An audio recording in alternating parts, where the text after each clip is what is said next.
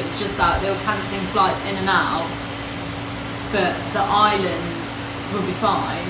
But then they said there's no movement allowed, like through buses and etc. And I checked into friend's hostel, woke up, he's like, you need to come downstairs right now for a meeting about the coronavirus. They basically said, that's it, you're not allowed to leave the hostel anymore. So if you're here and you can't leave.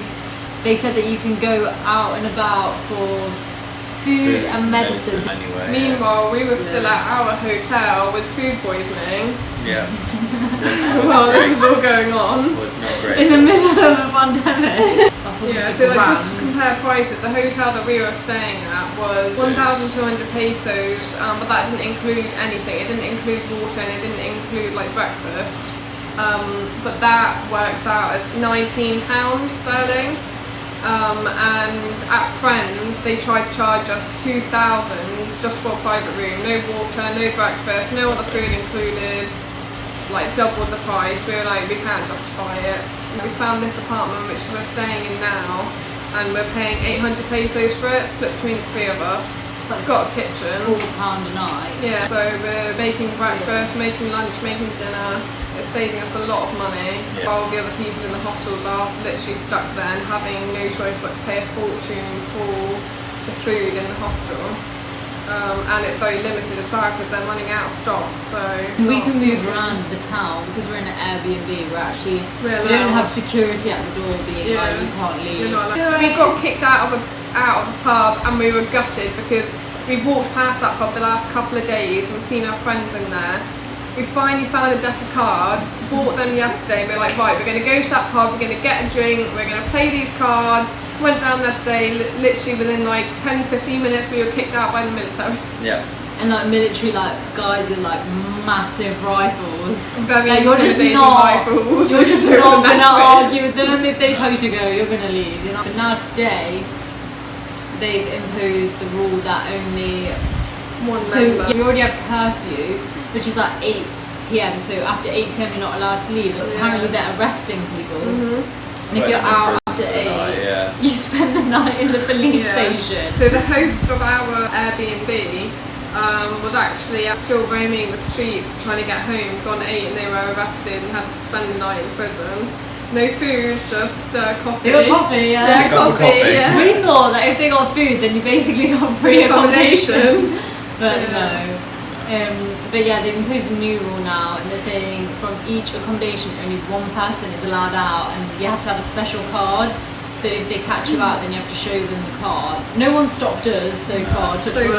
We're following our Nido tourism. They keep doing live updates but there's been nothing at the moment about this whole one person per household is allowed to go out. So I heard about this from my family back home and they said it wasn't introduced, so I'm assuming it still hasn't technically been introduced to Palawan yet, so only other parts of the Philippines, because we haven't been informed by actual authorities yet. So yeah, we're just hearing it from word of mouth, but that's the worst thing you could do because then rumours spread and people start panicking even more. So that's been this from the start of this whole thing.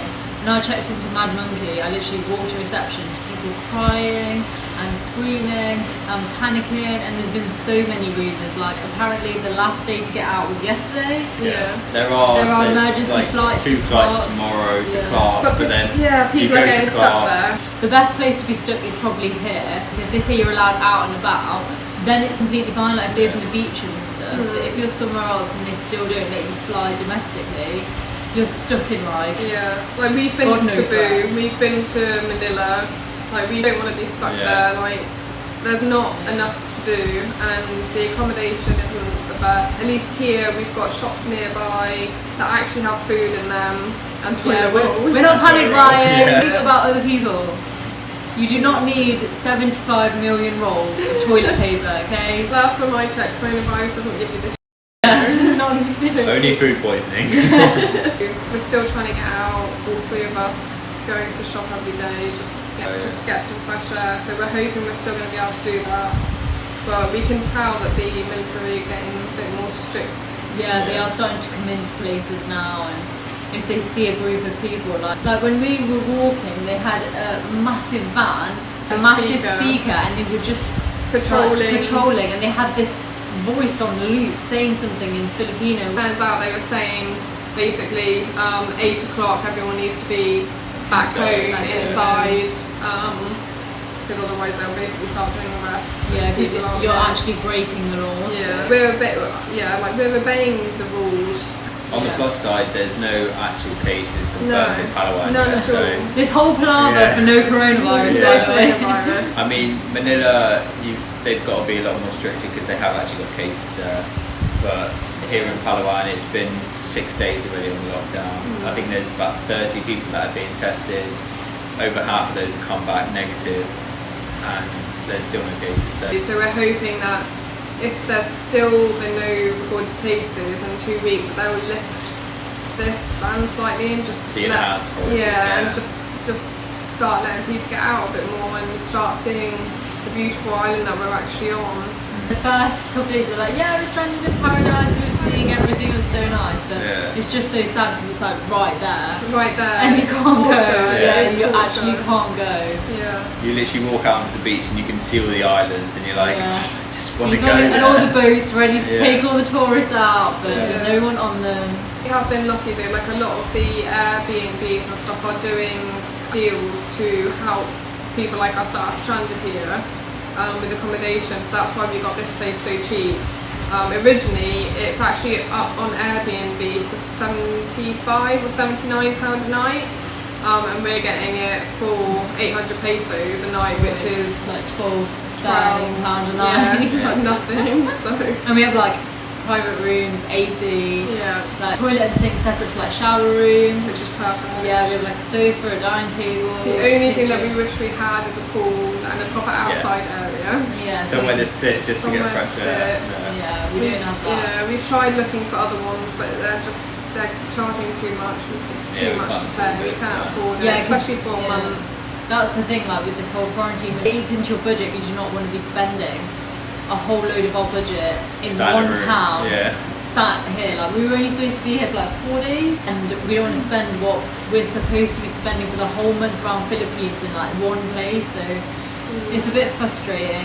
That's why we're trying to keep costs low. But I mean, we did a massive shop which came to like £22 each, and that all lasted like a week and a half each. 30 eggs. It was like 240 pesos. Yeah, £3 for 30 eggs. Got a cookie for like 5 pesos, which is less than a penny. And that's from a local bakery as well, so helping the locals stay open. Yeah, it's quite sad because all the tourists like got up and left, and because everything's closed, like they're really struggling. Yeah, so which it's is important to help them as much as we can. Keep them running. They need to support their families and feed their families as well. So we're praying for no new rules. No new rules, please. Let us out. We'll try and update daily. I mean, we've got plenty of time. We have nothing to do. If anyone has any suggestions on things to do when you're in quarantine, please let us know. We'll try it out and we'll include it in the next video. We finally got a DEFA card, so we're sorted for the month. It took us so long to find some guns. We got some though, and Rummy has been our lifesaver. So we'll update you soon. Take care, guys. Bye. Bye.